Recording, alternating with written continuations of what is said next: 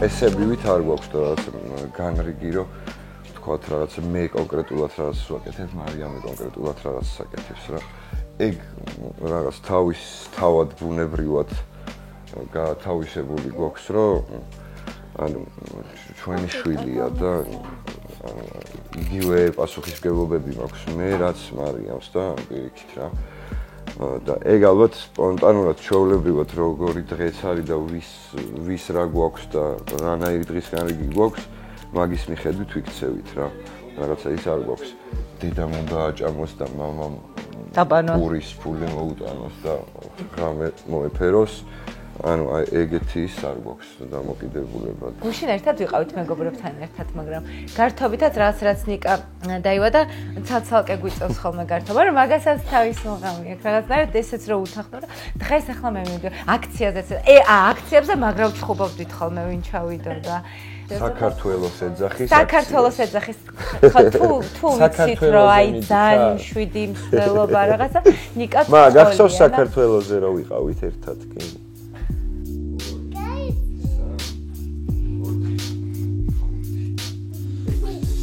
ყოფილა რომ მაგალითად მიწყობია და გიორგის ყოლია. მთელი თვე ძალიან აქტიური გიორგი ყოფილა. მე ყოფილა რომ მე უყოფილვარ ესე, იმიტომ რომ რაღაცნაირად თვლით რომ ჩვენ იმისთვის რომ რა შევინარჩუნოთ ერთმანეთის, ნიკასთვისაც მაგალითები ვიყოთ, რაღაცნაირად ურთიერთობაც ღირს ალბათ მაგისთვის რომ ერთმანეთს გაუმარტივოთ ცხოვრება, რომ რაღაცა რთული არ იყოს. ისედაც ადამიანები სხვა სირთულებსაც ვაწყდებით ერთმანეთშიც, რაღაც ურთიერთობაშიც, პირადშიც, მაგრამ ამით ვფიქრობ, რომ რაღაცნაირად ძალიან უმარტივებთ ამ ყველაფერს ერთმანეთს და პირიქით, აი მაგალითად მე ტატუს ხატვა მინდოდა და გიორგი მამაში ძალიან დიდი როლი ითამაშა, იმიტომ რომ მე ვერ ვდგამდი ამ ნაბიჯს არ ვიცი რაღაცნაირად და პირიქით ანუ რაღაც საჩუქარი გამიკეთა ეს აპარატები მომიტანა და ხატეო და აი არ იყო მომენტი, როცა თანიკა მაშინ ძალიან პატარა იყო, აი ერთი დღე არ ყოფილა, რომ ან რამეზე ნერვიულოს, რომ წინ გასტროლი მაქვს, აი ხაც მიწევს და ვაიმე გასტროლი მაქვს, ან გადაღება მახსოვს პირველად ამდენი ხნის მერე თან კორონა იყო, მერე ბავშვი ამდენ რაღაცა და ქუთაისში უნდა წავსულიყავ რაც ერთი თვე გადაღებაზე და რაღაცნაირად ანუ ვიცოდი რომ ამ ყველაფერში იმის გარდა რომ ნიკას და გიორგის ურთიერთობა იმდენად ესეთია რომ ანუ ერთი წამით არ მაქვს ეს ყველაფერი რომ რაც დანაშაული შეგრძნებით ვწოვებ ბავშვს ძალიან დიდი თანადგომაა და მეც ვცდილობ რომ გიორგის ეგ თანადგომა როცა რაღაცა გადაღება აქ ან რაღაცა ჭირდება მაქსიმალურად იმ მომენტში მე ავიღო რაღაც პასუხისმგებლობები და მას ეს თავისუფლება მიცე რომ იქ შვიდათ იყოს თუ სადმე რაღაც ცოტა დიდი ხანი უნდა წავიდა ერთი კვირაც რა თუნდაც რა რაღაც ეგეთი თუ მაქვს სულ იმაზე კი არ ვფოთავ რომ ეხა მარიამთან ბავშვი როგორ მიხედავს ეკი ცოტა ეგეც ხო მაგრამ უფრო აი რაღაც რო არ რა რაღაც არ ვიცი რა ის მომერთვება რომ აი რაღაც ეგ დრო რო იკარგება ბავშვთან ყოფნის აი რაღაც უფრო ეგ მომენტი მაქვს რა რაღაცალეც რო ვაკეთებთ პაუზა გქონდა ამ რაღაცა ძალიან ემოციური იყო ეხლა რაც და არის რა რაც ხდება ქვეყანაში და რაღაცა უბრალოდ ვერ 2-3 თვე დავკარგეთ რამის კეთები. ხო, აი რაღაც ძალა რო არ გაქვს მაგის ისე რა. და გაჩერებული ქონდა, ეხლა ვცდილობთ რომ ანუ იქ თვითონ ეგ მუშაობაც რაღაცა იმას თერაპიასავით არის, იმდენად იქ კონცენტრირდები რას აკეთებ და სხვა რაღაცებზე არ ფიქრობ, რომ ტვინი ისვენებს რა რაღაცეებით და ეგ გვაქვს აი რაღაც განტვირთვის ნიკას იმდენად ეს სიამონა აი პირველად უკვე ძალიან პატარა რო იყო მაშინ არა იყო რომ დარბოდა და ის იმდენად გაუსწორდა იქ ყოფნა რა რომ უფრო მოტივი რაღაცა თითქოს ეგ იყო რომ დაგვეწყო რა თან მაგას კიდე ცალკე მუღამი აქვს ჩვენი ხელით რო ვაკეთებთ აი ეგ ძალიან კაია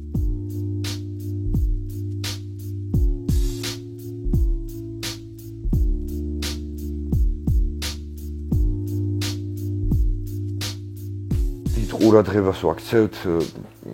აი ყველა დეტალს რა ბავშვთან ურთიერთობაში და აღზრდის თვალსაზრისით რა მართლა აი ყველა სიტყვას ვაკონტროლებთ როგორ უთხრათ და რანაირად უთხრათ რომ ის ტრავმები თუ რა ვიცი რა ფსიქოლოგიურ რაღაცა რა შეიძლება დავარქვა რაც ჩვენ გამოგვივლია და ჩვენ თაობას და ჩვენ წინა თაობას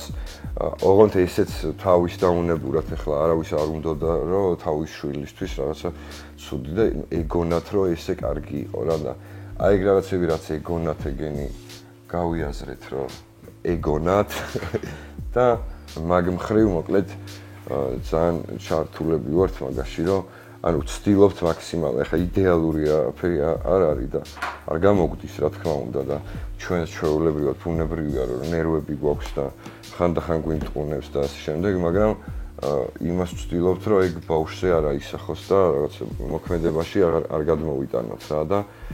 აი მაგიტო ყველაფერს ძალიან დიდ ყურადღებას ვაქცევთ. თვითონ ექიმებს და იმ მსგავს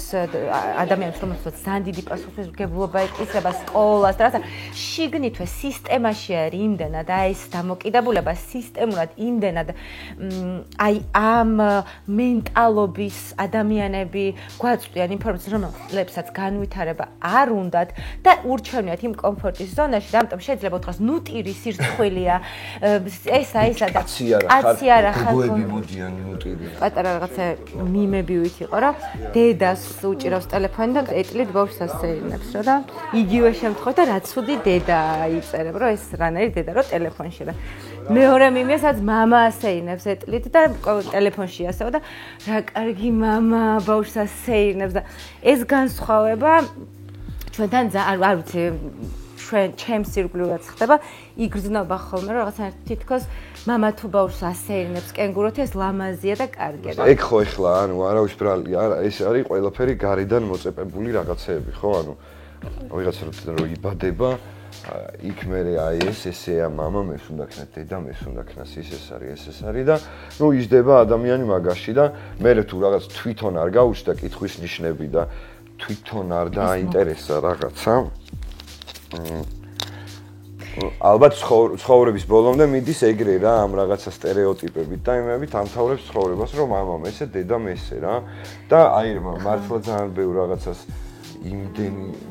საინტერესო ეტაპი არის